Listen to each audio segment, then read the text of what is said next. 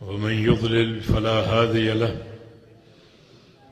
وأشهد أن لا إله إلا الله وحده لا شريك له وأشهد أن محمدا عبده ورسوله يا أيها الذين آمنوا اتقوا الله حق تقاته ولا تموتن إلا وأنتم مسلمون يا أيها الناس اتقوا ربكم الذي خلقكم من نفس واحدة وخلق منها زوجها وبث منهما رجالا كثيرا ونساء واتقوا الله الذي تساءلون به والأرحام إن الله كان عليكم رقيبا يا أيها الذين آمنوا اتقوا الله وقولوا قولا سديدا يصلح لكم أعمالكم ويغفر لكم ذنوبكم ومن يطع الله ورسوله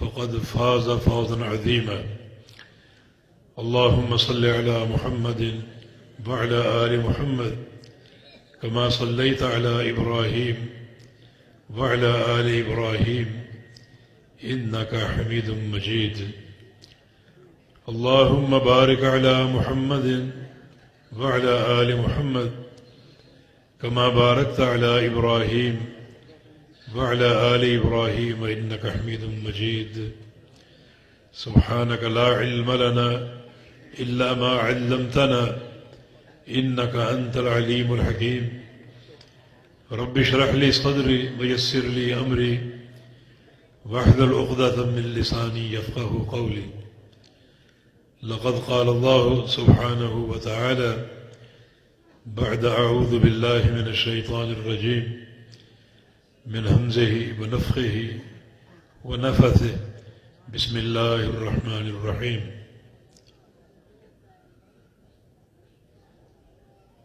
وأنزل الله الكتاب والحكمة وعلمك ما لم تكن تعلم وكان فضل الله عليك عظيما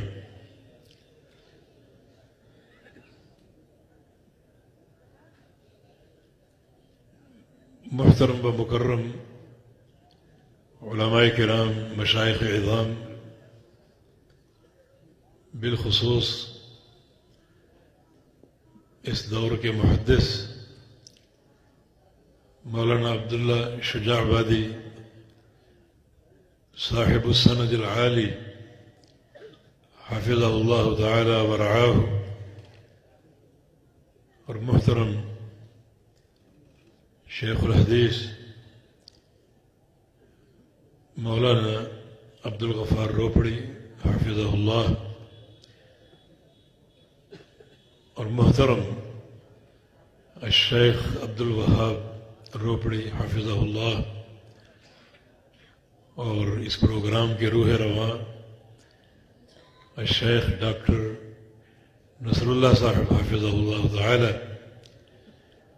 اور دیگر تمام علماء گرامی قدر اور بہت ہی عزیز طلبہ اور معزز سامعین حضرات،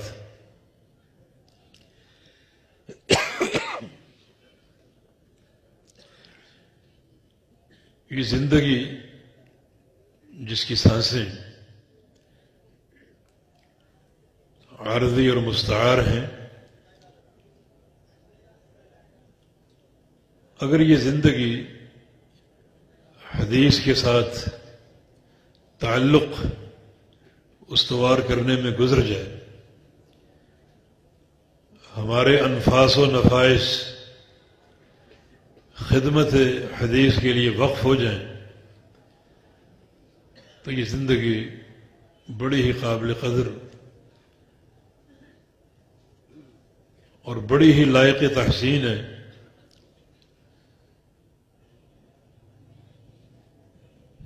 جو لوگ یا جو طلبہ حدیث مصطفیٰ علیہ الصلاۃ والسلام کے ساتھ ایک قلبی تعلق اور لگاؤ قائم کر لیتے ہیں،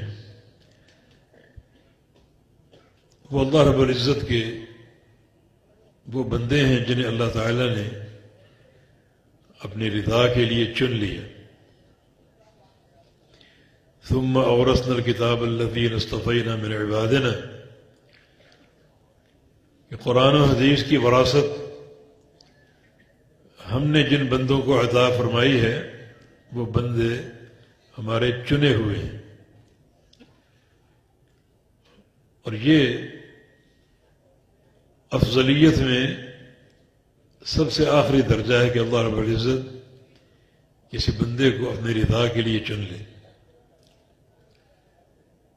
اللہ رب العزت نے اسے وَكَانَ فَضْلُ اللَّهِ عَلَيْكَ عَظِيمًا اپنا بڑا فضل قرار دیا ہے.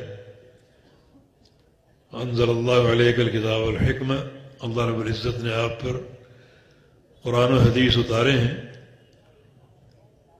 اور آپ کو سکھایا ہے جو آپ نہیں جانتے تھے، اور یہ اللہ رب العزت کا فضل عظیم ہے.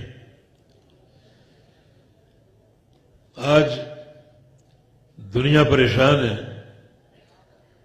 اور اس پریشانی کا جو ایک حل اور مداوع، اس کا تدارک اور ازالہ مصطفیٰ علیہ الصلوۃ والسلام کی سنت پر موقوف ہے.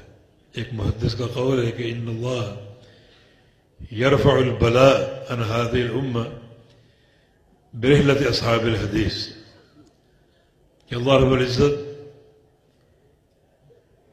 حدیث کے طلبہ کے قدموں کی برکت سے اس امت کی بلاؤں کو ٹال دیتا ہے. جو فتنوں کے اندیشے ہوتے ہیں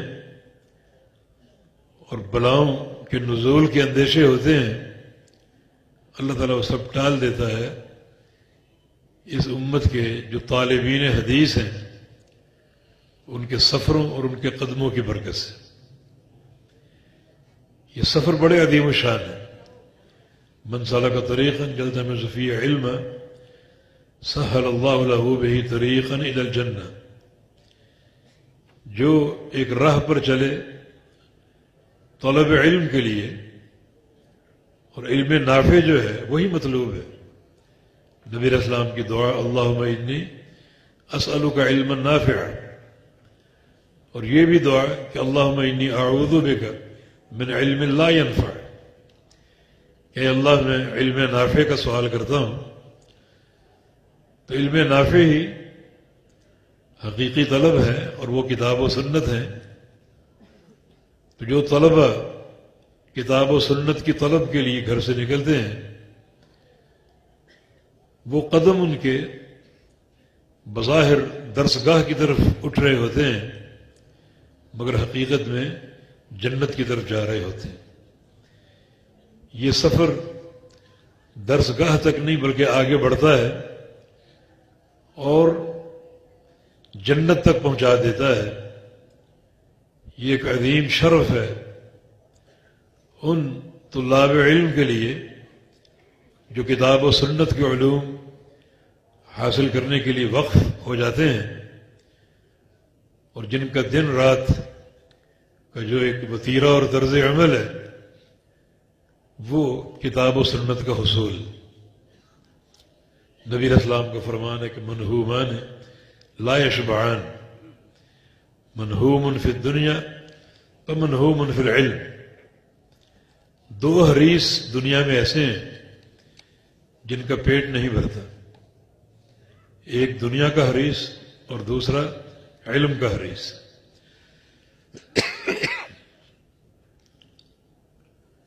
دنیا کا حریص اور علم کا حریص، ان دونوں کے پیٹ نہیں بھرتے. دنیا کا حریص بڑا قابل مذمت ہے. لو کان لابن آدم وادیان من ذهب لابتغى الیہما الثالث ولا یملأ جوف ابن آدم الا التراب. اگر ابن آدم کو، انسان کو سونے کی دو وادیاں دے دی جائیں تو وہ بجائے اس کے کہ اتنی دولت کو پا لینے کے بعد مزید طلب دنیا سے رک جائے اور اپنی توجہات آخرت کی طرف مرکوز کر دے. ایسا نہیں ہوتا، بلکہ وہ تیسری وادی، تیسری انڈسٹری یا تیسری فیکٹری لگانے کی فکر میں لگ جاتا ہے. ولا یملأ جوف ابن آدم الا التراب، ابن آدم کا پیٹ قبر کی مٹی بھرے گی. وہ دنیا کر رہا ہوگا اور اچانک موت اپنے پنجے اس کے سینے میں گاڑ دے گی اور وہ قبر میں پہنچ جائے گا اس سارے مال کا حساب دینے کے لیے جس مال کو اس کے وارث آپس میں تقسیم کر رہے ہوں گے. ورثاء اس کا مال بانٹ رہے ہوں گے اور وہ اس مال کے ایک ایک پیسے کا اللہ تعالیٰ کو حساب دے رہا ہوگا. یہ منہوم دنیا ہے. اور اس کے بالمقابل منہوم علم، کتاب و سنت کا پیاسا اور حق کا متلاشی، اس کا پیٹ بھی نہیں بھرتا اور لحظ سے مہد تک حصول علم کی ایک دھن اس پر سوار رہتی. اس حدیث کے راوی بن مسعود رضی اللہ عنہ اس پر ایک تعلیق لگاتے ہیں، وَأَمَّا صَاحِبُ الْعِلْمِ فَيَزْدَادُ رِضَى الرَّحْمَنِ، جو منہوم علم ہے، جو علم کا حریص ہے، وہ روزانہ اللہ رب العزت کی رضا میں بڑھتا جاتا ہے. ایک مسئلہ پڑھے گا اللہ کی رضا اس کو حاصل ہوگی، دوسرا مسئلہ پڑھے گا یہ رضا اور بڑھ جائے گی. ایک حدیث، 2 حدیثیں، 4 حدیثیں، 10 حدیثیں، 20 حدیثیں، جوں پڑھتا جائے گا رحمان کی رضا اس کے لیے بڑھتی جائے گی. تو یہ رضا کہاں سے کہاں پہنچ جائے گی اگر ایک طالب علم 8 سال دینی مدارس میں پڑھتا ہے، موجود رہتا ہے، اپنے اساتذہ کے زیر سایہ کم از کم سیاست تقریباً 26,000 احادیث کا مجموعہ ہے، تو کس قدر اللہ کی رضا اس کے لیے بڑھتی رہے گی اور حاصل ہوتی رہے گی. تو یہ طلب حدیث کا وہ فائدہ ہے، کوئی دنیا کا عمل اس کا مقابلہ نہیں کر سکتا. یہ طالب علم کا راستہ نوافل کی اقامت سے بہتر ہے، جہاد فی سبیل اللہ سے بہتر ہے، ہر عمل صالح سے بہتر ہے. کیونکہ جتنے مسائل وہ پڑھے گا، خواب و حدیث کے ہوں، تفسیر کے ہوں، نحو و صرف کے ہوں، یہ علوم عالیہ جو ہیں یہ فہم کتاب و سنت کے لیے ہوتے ہیں. میراث ہو، اصول حدیث ہو، اصول تفسیر ہو، اصول فقہ ہو، جتنے مسائل پڑھے گا اتنا اللہ کی رضا میں اس کے لیے اضافہ ہوتا جائے گا.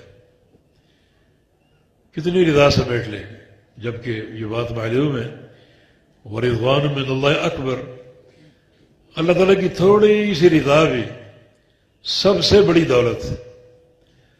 اور جس بندے کو طلب علم کی وجہ سے روزانہ اللہ تعالیٰ کی رضا کے خزانے میسر آتے ہوں، کیا اس کا مقام ہوگا. تو یہ درجہ ایک طالب علم کے لیے، ایک عالم دین کے لیے ہے کہ جو روز افزوں طلب علم میں بڑھتا جاتا ہے اور رحمان کی رضا اس کو حاصل ہوتی رہتی ہے. یہ طلب حدیث جو ہے 4 بنیادوں پر قائم ہے، جو نبی علیہ السلام کی ایک حدیث میں اکٹھی بیان ہوئی ہیں. یہ حدیث کیا ہے؟ یہ میدان منا میں اپنے حج کے دوران نبی علیہ السلام کا ایک خطبہ، اور خطبے سے قبل تمہیداً یہ حدیث آپ نے بیان فرمائی، جو خبر بھی ہو سکتی اور دعا بھی ہو سکتی. نظر اللہ امرأ سمع منی حدیثا فحفظہ ووعاہ فأداہ کما سمعہ. اے اللہ اس شخص کے چہرے کو تر و تازہ فرما دے جو میری ایک حدیث سن لے، اسے یاد کر لے، اسے سمجھ لے اور اسے آگے پہنچا دے. یہ 4 طرح کا تعلق ہے نبی علیہ السلام کی حدیث کے ساتھ. سماع حدیث کا شوق ہو، حفظ حدیث کا شوق ہو، فہم حدیث کا شوق ہو، اور ادائے حدیث، نشر حدیث کا شوق ہو، یہ 4 شوق جس بندے کے اندر پیدا ہو جائیں، یقیناً وہ اس دعا کا مصداق ہے، یقیناً اسے دنیا اور آخرت میں چہرے کی رونق، نظرت اور سرور حاصل ہوگا جو بڑھتا رہے گا وقت کے گزرنے کے ساتھ اس رونق میں، اس سرور میں اضافہ ہوتا رہے گا. اور اس سب کی بنیاد جو ہے وہ حدیث مصطفیٰ علیہ الصلوۃ والسلام. دنیا کے اندر بھی چہرے کی نظرت اور ایک سکون اور روشنی اور نور طلب حدیث کی بدولت ہے. وہ بندہ پریشان نہیں ہوگا. ابو وہب عبداللہ بن مبارک کے شاگرد تھے. ایک دن کہتے ہیں لقد فسد الناس یا ابا عبد الرحمن، یہ ان کی کنیت ہے کہ لوگ بگاڑ کا شکار ہو رہے ہیں، فتنے پیدا ہو رہے ہیں اور لوگ بگڑتے جا رہے ہیں، حق سے دور ہوتے جا رہے ہیں. تو جناب عبداللہ بن مبارک نے فرمایا کہ ما دام فیہم یطلب الحدیث، جب تک اس امت میں، لوگوں میں وہ ایک شخص بھی موجود ہوگا جو حدیث کا طلبگار ہو اور حدیث پڑھنے والا ہو، اس وقت تک یہ بگاڑ پیدا ہو ہی نہیں سکتا. جب تک ایک حدیث کا طالب موجود ہے، پڑھ رہا ہے، پڑھا رہا ہے، اس وقت تک بگاڑ پیدا ہو ہی نہیں سکتا. تو دنیا کے جو بھی مفاسد ہیں، جو بھی خرابیاں ہیں، بگاڑ ہیں، ان کا مداوع نبی علیہ السلام کی حدیث ہے. اور آخرت کی خوشخبری آپ نے سن لی کہ اللہ رب العزت ایسے شخص کے چہرے کو تر و تازہ فرما دے گا.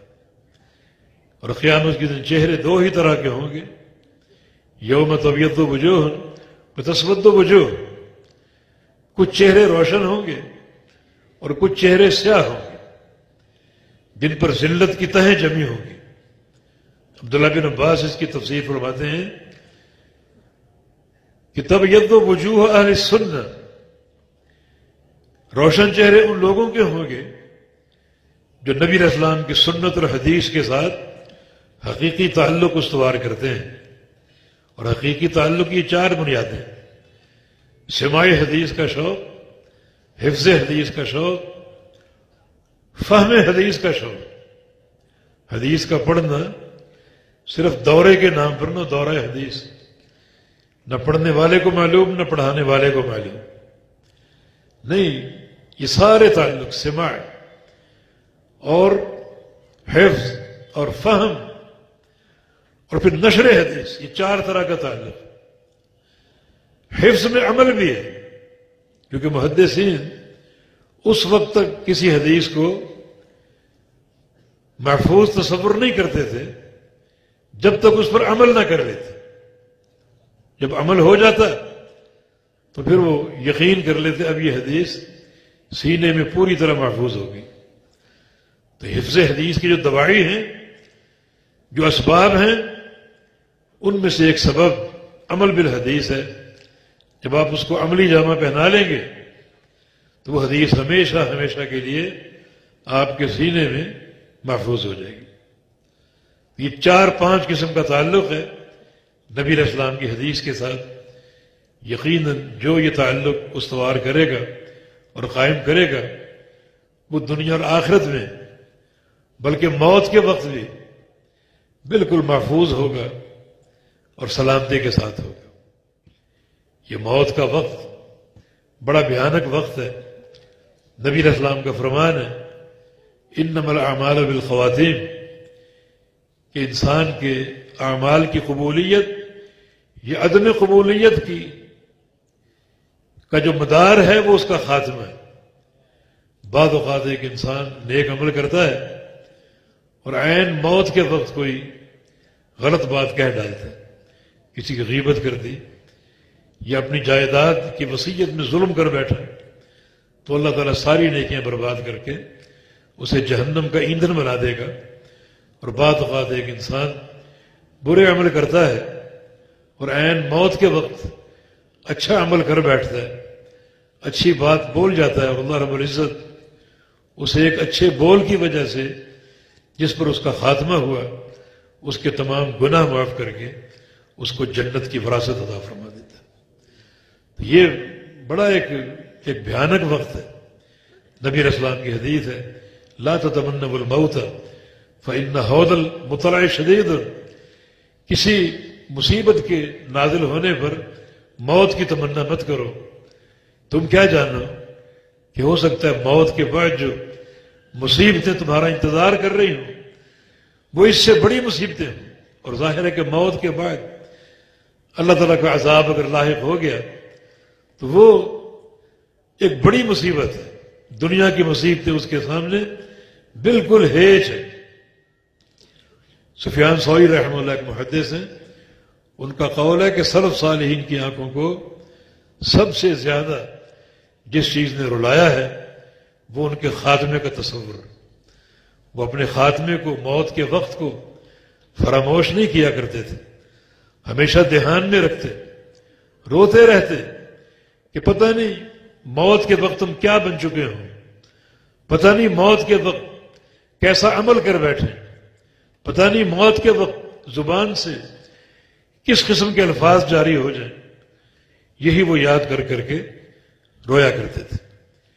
نبی علیہ السلام مستقل ہر نماز میں سلام پھیرنے سے قبل وہ 4 جو کلمات تعوذ ہیں وہ ادا کیا کرتے تھے۔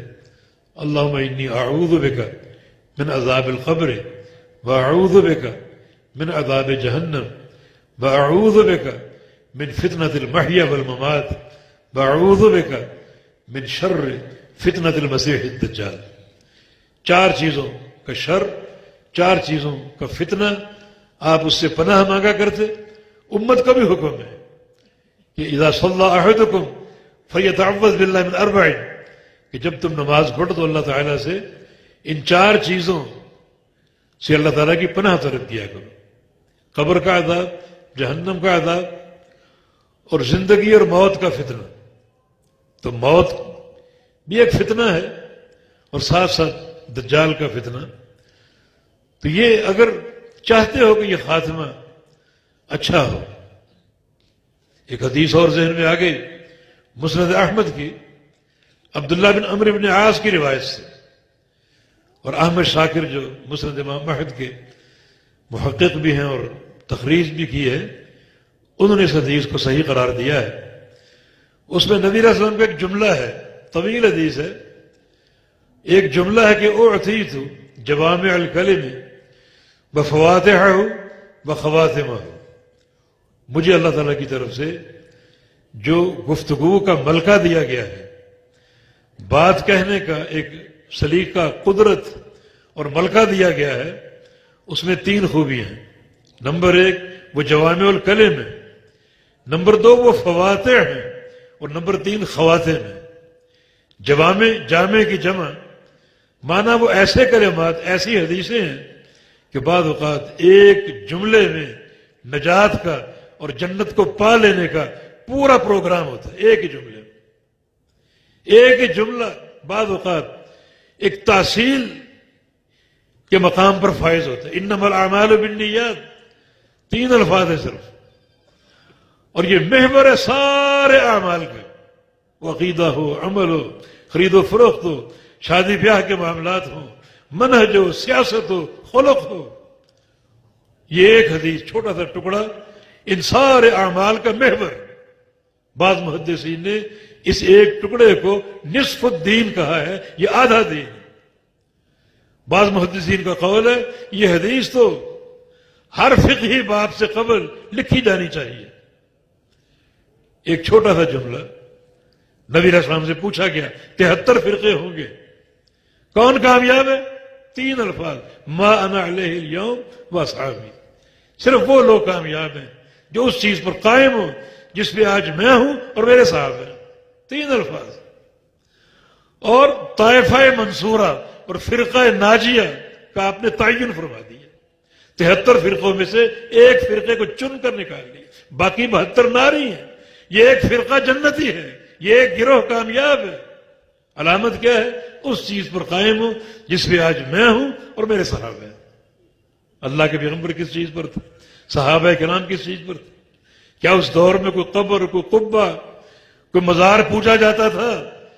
کسی قبے کا طواف ہوتا تھا؟ کتاب اللہ اور سنت رسول اللہ کے مقابلے میں کوئی کتاب لکھی جاتی تھی؟ نبی علیہ السلام کے مقابلے میں کسی شخصیت کو بطور امام کھڑا کر کے اس کی باتوں کو اللہ کے پیغمبر کی باتوں پر مقدم کیا جاتا تھا؟ کچھ نہیں تھا۔ اہل الحدیث بحمداللہ اس حدیث کی شرح ہے، اس حدیث کی تشریح ہے۔ وہ کون لوگ ہیں؟ اس دور سے لے کر آج کے دور تک اور قیامت کے قائم ہونے تک وہ اہل الحدیث ہیں، جو خالصتاً اسی چیز پر قائم ہے جس پر رسول اللہ صلی اللہ علیہ وسلم اور صحابہ کرام قائم تھے۔ جوامع الکلم اور فواتح الکلم، یہ فاتحۃ ان کی جمع ہے۔ ایسی حدیثیں، ایسے کلمات اللہ تعالیٰ نے مجھے صلاحیت دی ہے جو جنت کے دروازے کھول دے، خیر و برکت کے دروازے کھول دے، آسمان کی رحمت کے دروازے کھول دے۔ ایسی حدیث ہے، تعلق تو قائم کر کے دیکھو۔ یعنی پیغمبر علیہ السلام کی احادیث میں یہ دو صلاحیتیں، یہ جامع ہے، مختصر، مگر پورا نجات کا، فلاح کا اور کامیابی کا پروگرام موجود ہوتا ہے۔ فواتح ہیں، رحمت کے دروازے کھولنے والی۔ لیکن نبی علیہ السلام کی حدیث ہے لا الہ الا اللہ مفتاح الجنہ، لا الہ الا اللہ چھوٹا سا کلمہ جنت کی چابی، یہ کلمہ جنت کے دروازوں کو کھولنے والا۔ عقبہ بن عامر کی حدیث صحیح مسلم وغیرہ میں، بکریاں چرا رہے تھے، اچانک اللہ کے پیغمبر سے دل اداس ہو گیا۔ جب ٹائم ختم ہوا مزدوری کا تو نبی علیہ السلام کی تلاش میں نکلے، پہلے مسجد میں گئے اور ان کی خوشی کی انتہا نہ رہی کہ اللہ کے پیارے پیغمبر مسجد میں موجود تھے۔ جا کر بیٹھے، اس وقت رسول اللہ صلی اللہ علیہ وسلم ایک حدیث بیان فرما رہے تھے۔ وہ حدیث کیا تھی؟ من توضا فاحسن الوضوء ثم صلى ركعتين غفر له ما تقدم من ذنبه، جو شخص وضو کر لے، اچھا وضو، خوبصورت وضو، یہ بالکل سنت کے مطابق، جو سنت کے مطابق وضو ہے اس میں الگ سے گردن کا مسح نہیں ہے، بدعت ہے، الگ سے بازو پر ہاتھ پھیرنا نہیں ہے، بدعت ہے۔ جن لوگوں کا وضو ہمیشہ کے لیے ایک بدعت پر قائم ہو وہ ان محاسن کو سمیٹ سکیں گے؟ اچھا وضو کیا سنت کے مطابق اور 2 رکعت نماز پڑھ لی، اللہ تعالیٰ اس کے سابقہ سارے گناہ معاف کر دے گا۔ عقبہ بن عامر یہ حدیث سنی تو اشش کر اٹھے، سبحان اللہ، کیا برکت، کیا سماحت اور کیا وسعت۔ وہ پیچھے سے کسی نے کمر پہ ہاتھ مارا تو جان کر دیکھا وہ امیر المومنین عمر بن خطاب حضرت تھے۔ کہا کہ عقبہ تم اس حدیث کو سن کر جھوم اٹھے ہو، اس سے قبل اللہ کے پیغمبر نے ایک اور حدیث سنائی تھی، اگر وہ سن لو تمہارا کیا انداز ہو؟ عرض کیا کہ مجھے بتائیے، جلدی بتائیے۔ کہا کہ نبی علیہ السلام نے تمہاری آمد سے قبل ایک حدیث بیان کی تھی،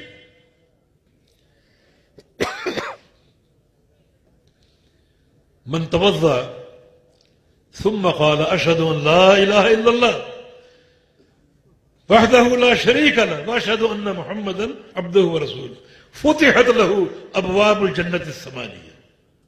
جو شخص وضو کر کے تو یہ دعا پڑھ لے، اشهد ان لا اله الا الله وحده لا شريك له واشهد ان محمدا عبده ورسوله، یہ دعا پڑھ لے وضو کے بعد، اللہ تعالیٰ اس بندے کے لیے جنت کے 8 دروازے کھول دے۔ یہ فواتح، اس حدیث کے سمندر میں ڈوب جاؤ، غوطے لگاؤ۔ یہ حدیث جو ہے ان میں صلاحیت ہے رحمتوں کے دروازے کھولنے کی، جنت کے دروازے کھولنے کی۔ وہ جامع ترمذی کی حدیث ایک خاتون کے حق میں، المرأة اذا صلت خمسها وصامت شهرها واطاعت بعلها وفدت فرجها فلتدخل من اي ابواب جنت شاءت۔ ایک عورت اگر 5 وقتی نماز پڑھ لے، رمضان کے روزے رکھے، شوہر کی فرما برداری کر لے اور اپنی عزت کی حفاظت کر لے، اللہ تعالیٰ قیامت کے دن اس خاتون کے لیے جنت کے 8 دروازے کھول دے گا. فوات، اللہ نے مجھے فوات،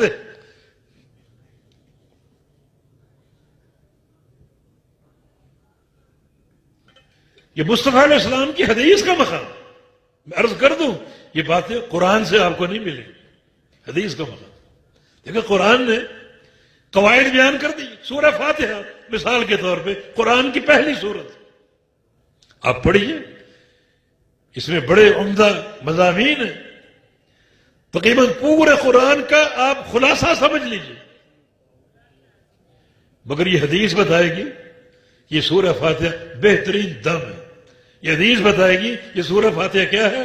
ہر آیت میں اللہ تعالیٰ کے ساتھ بندے کا مکالمہ.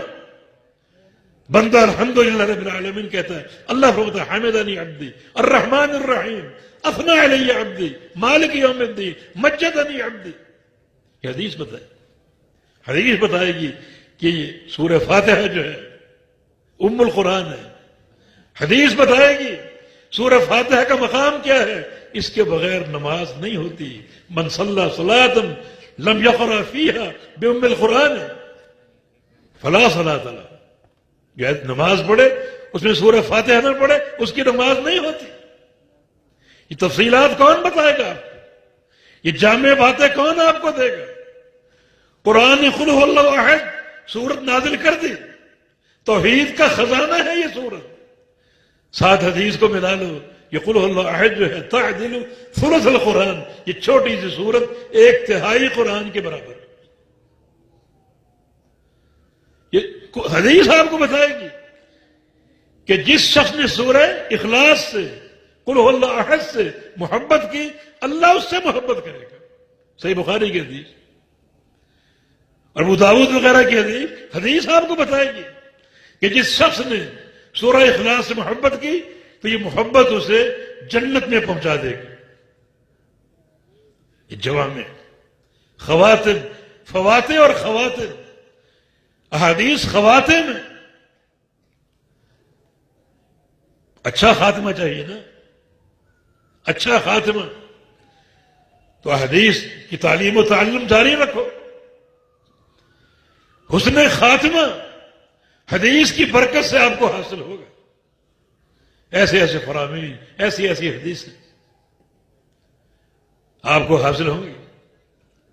من کان آخر کلامہ لا الہ الا اللہ دخل الجنہ. جس کو اللہ رب العزت موت سے قبل لا الہ الا اللہ پڑھنے کی توفیق دے دے وہ جنتی.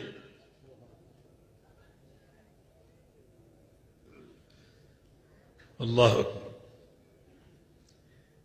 پوری زندگی تعلق تھا نا حدیث کے ساتھ. امام ابو زرع الرازی رحمہ اللہ کا،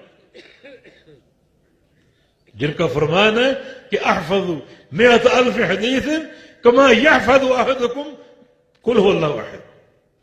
مجھے 100,000 حدیثیں اس طرح یاد ہیں جیسے تم کو سورہ قل هو اللہ احد یاد ہے.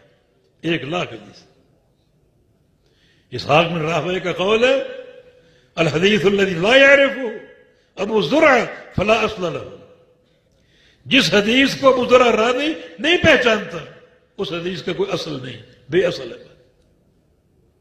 موت کا وقت آ گیا اور چاروں طرف ان کے دوست محدثین بیٹھے ہوئے، ابو حاتم الرازی اور محمد مسلم بارہ، اور کوشش کر رہے ہیں تلقین کی، کیونکہ زبان چل نہیں رہی تھی. موت کے وقت زبان چل نہیں رہی تھی. دیکھیں تعلق الحدیث کا فائدہ. ساتھیوں نے ایک ترکیب لڑائی کہ ساری زندگی حدیث پڑھنے میں گزار دی. چلو کوئی ایسی حدیث نکالو جس میں لا الہ الا اللہ ہو. ممکن ہے پڑھ جائیں تو کلمہ بھی پڑھ جائیں گے اور کلمے پر موت آئے گی. اب یہ محدثین ایک حدیث نکالتے ہیں، یہ معاذ بن جبل کی، اس کی سند شروع کی، بیچ میں روک دی. دوسرے نے شروع کی، اس نے بیچ میں روک دی. اللہ تعالیٰ نے ابو ذر الرازی کی آنکھیں کھول دی، زبان چلا دی. وہ پرانا دور یاد آ گیا حدیثیں پڑھنے اور پڑھانے کا. اپنی سند شروع کی. حدثنا بندار قال حدثنا ابو صالح ابو عاصم قال حدثنا عبد الحميد بن جعفر قال حدثنا صالح بن ابي عريب قال حدثنا كثير بن مرد الجهني عن معاذ بن جبل رضي الله تعالى عنه قال قال رسول الله صلى الله عليه وسلم من كان آخر كلامه لا الہ الا اللہ، اور انتقال ہو گیا. حدیث خواتم اللہ تعالیٰ نے کلمہ جاری کر دیا اور لا الہ الا اللہ پڑھ ان کی روح نکل گئی. من کان آخر کلامہ لا الہ الا اللہ دخل الجنہ. جس بندے کو اللہ تعالیٰ موت سے قبل یہ کلمہ پڑھنے کی توفیق دے دے وہ جنت ہے. تو پیارے پیغمبر کی حدیث میں یہ تینوں صلاحیتیں موجود ہیں جن سے بھرپور استفادے کا دور ہے، وقت ہے. حدیث سے تعلق قائم کیجئے، حدیث پر عمل کیجئے، حدیثوں کو پڑھیے پڑھائیے. یہ مدارس یقیناً بڑے بابرکت مقامات ہیں. یہ اساتذہ اور طلبہ یقیناً بڑے مبارک ہیں جو ان مدارس کی زینت بنتے ہیں، حدیث پڑھتے ہیں پڑھاتے ہیں. وہ مخیر حضرات یقیناً بڑے مبارک ہیں جو اپنا پیسہ خرچ کرتے ہیں، مدارس کی اور علم کی سرپرستی کرتے ہیں. یہ سارے خدمت سنت کے طرق ہیں. والدین خوش نصیب ہیں جو اپنے بچوں کو ان مدارس کے سپرد کر دیتے ہیں.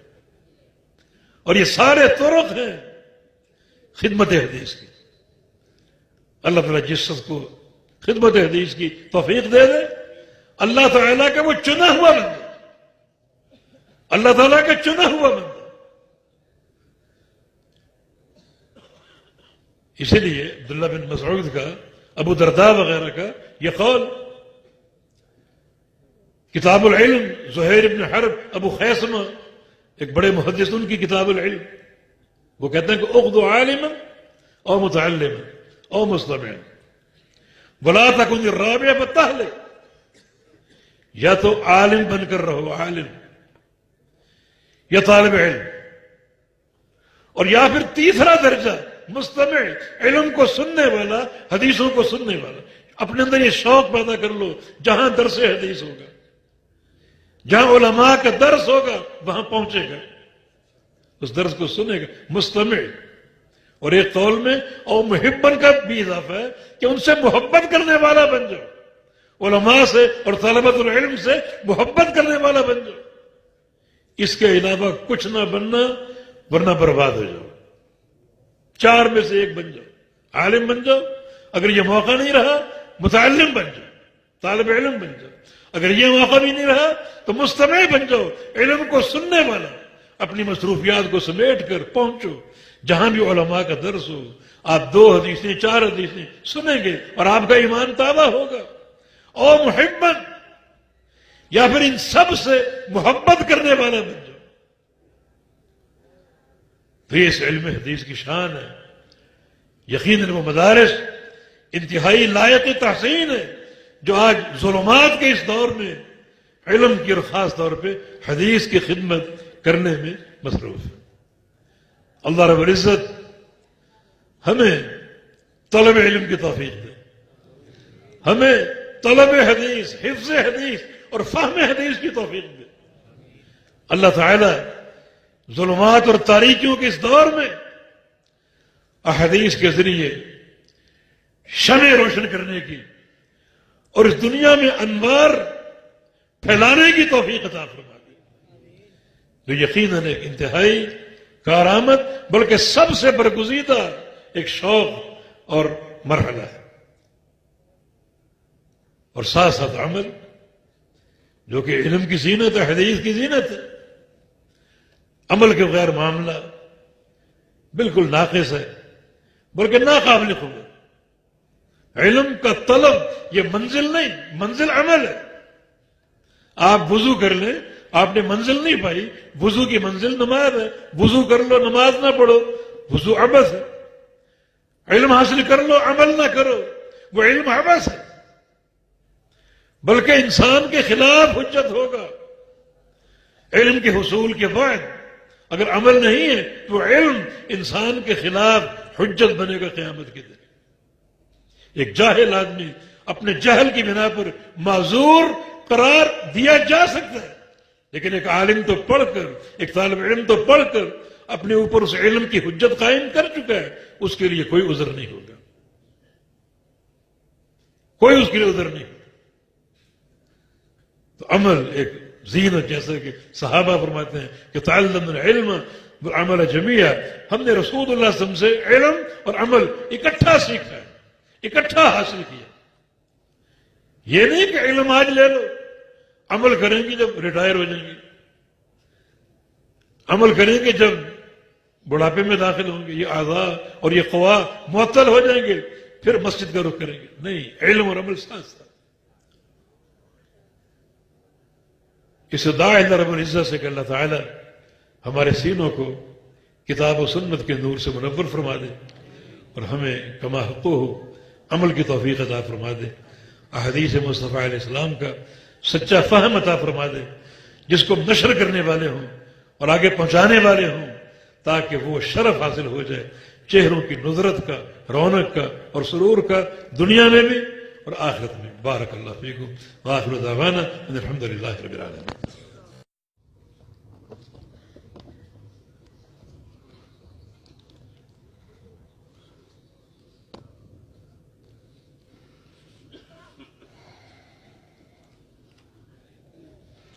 الحمد للہ والصلاۃ والسلام علی رسول اللہ وبعد۔ یہ سوال ہے کہ ہماری مسجد میں امام ہیں جو نماز پڑھاتے ہیں اور ان کا عقیدہ صحیح نہیں ہے، تو ان کے پیچھے نماز پڑھ سکتے ہیں؟ اور اگر فتنے کے ڈر سے ہم گھر میں نماز پڑھ لیں تو کیسا ہے؟ امام کا صحیح العقیدہ ہونا شرط ہے، امامت کی صحت کے لیے شرط ہے کہ اس کا عقیدہ ٹھیک ہو۔ عقیدہ ہماری شریعت مطہرہ میں وہ حقیقت ہے جس سے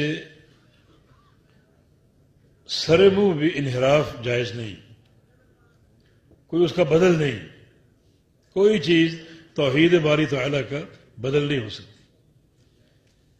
جس امام کا عقیدہ خلاف کتاب و سنت ہے، اس کی اپنی نماز نہیں ہوتی، اس کی اقتداء میں ہماری کیسے ہوگی؟ اور اس سے کہیں بہتر یہ ہے کہ آپ اپنے گھر میں نماز پڑھیں اکیلے یا گھر کے افراد کے ساتھ، بیوی بچے ہیں، آپ اذان کہہ کے، اقامت کہہ کے اور جماعت کریں۔ آپ اکیلے ہیں تو بھی آپ اذان کہیں، اقامت کہیں، اکیلے نماز میں کھڑے ہو جائیں۔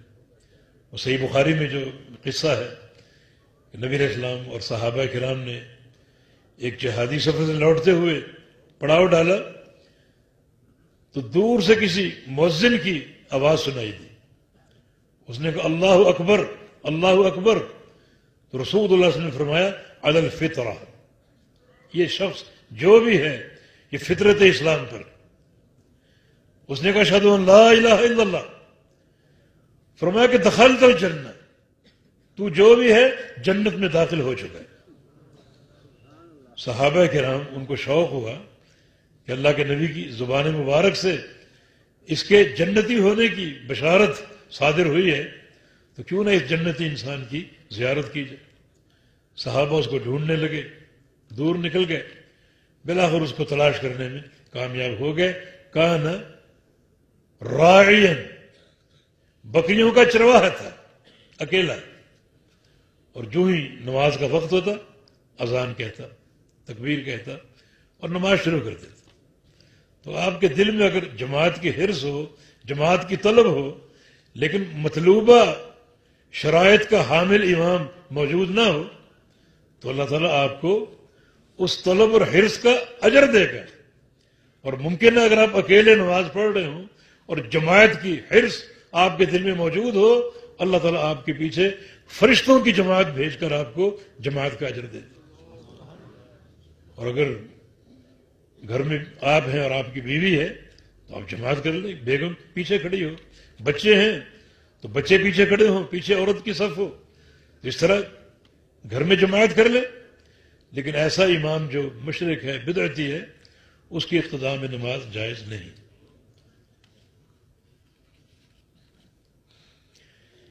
شریعت اسلامیہ میں احتجاج کا کیا حکم ہے؟ بھئی جو مروجہ احتجاج ہے یہ جائز نہیں ہے, نہ کتاب و سنت سے اس کا کوئی اصل ملتا ہے. راستوں کو بند کرنا, دھرنے دینا, لوگوں کی اذیت کا باعث بننا, لوگوں کی املاک کو توڑنا اور نقصان پہنچانا, قتل و غارت گری کی درپے ہونا, یہ ساری احتجاج کی صورتیں ہیں اور ساری کی ساری فتنہ ہے. اور فتنہ شرعی طور پہ قتل سے بھی بڑا بھیانک جرم ہے. تو اس لیے احتجاج کی جو ایک سیاست ہے اس سے کما حق ہو گریز کرنا ضروری. یہ آسیہ ملعونہ کا رہائی کا فیصلہ شرعی نقطہ نظر سے کیسا ہے؟ کہ عدالت کا فیصلہ ہے. یعنی پہلے عدالتیں, 2 عدالتیں اس کو مجرم قرار دے چکی ہیں, اور اب جو حالات کا تسلسل سامنے آ رہا ہے یہ فیصلہ بیرونی دباؤ پر ہوا جو قطعاً قابل قبول نہیں. ہمارا کام کیا ہے؟ ہم ایک پرامن طور پہ گورنمنٹ کو اس کی ذمہ داری سے آگاہ کریں, اور گورنمنٹ, حکومت اس پرامن طریقے سے دھوکہ نہ کھائے, خوش نہ ہو کہ چلو جان چھوٹ گئی, بلکہ قیامت کے دن بڑے کٹھن حالات کا سامنا کرنا پڑے گا کسی غلط فیصلے پر. اللہ کے پیارے پیغمبر نے قضات کے بارے میں کیسے کیسے خوفناک فرامین جو ہیں وہ بتائیں.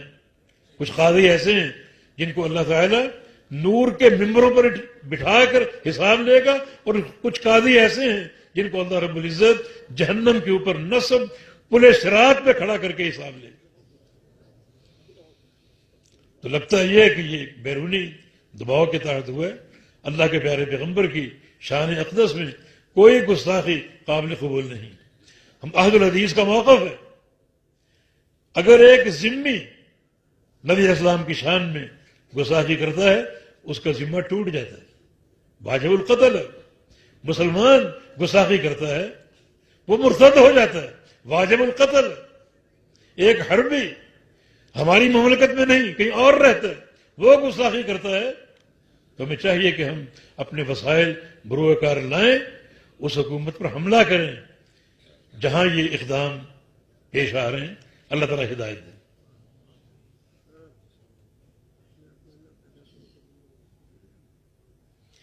یہ خاتم رسول صلی اللہ علیہ وسلم کے قتل کے حوالے سے امام ابن تیمیہ پر اعتراض ہے کہ انہوں نے اس حکم کو واضح کیا, ان سے قبل کسی نے واضح نہیں کیا.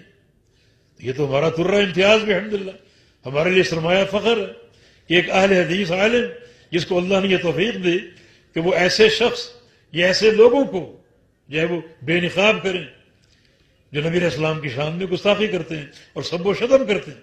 یہ بھی الحمدللہ ایک میزہ عہد الحدیث کے لیے.